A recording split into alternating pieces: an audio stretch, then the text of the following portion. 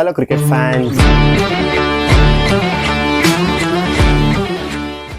WPL 4th edition 2026 ಅಲ್ಲಿ RCB champions ಆಗಿದ್ದಾರೆ. First championship ಗಿಂತ ಈ ಸೆಕೆಂಡ್ ಚಾಂಪಿಯನ್ಶಿಪ್ ಇನ್ನೂ ಎಮೋಷನ್ ಅಂತ ಹೇಳ್ಬೋದು.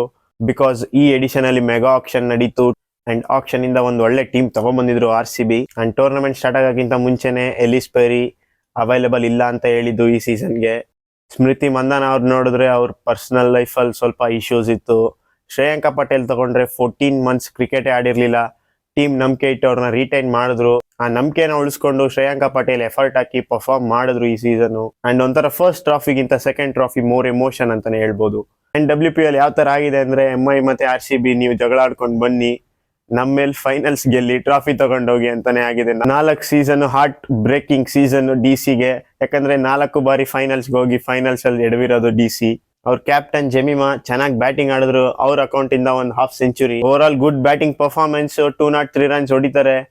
ಅಂಡ್ RCB 4 ವಿಕೆಟ್ ಲಾಸ್ ಮಾಡಿದ್ರು ಮ್ಯಾಚ್ ನ ಗೆಲ್ತಾರೆ ಅಂಡ್ ಚಾಂಪಿಯನ್ಸ್ ಆಗ್ತಾರೆ RCB.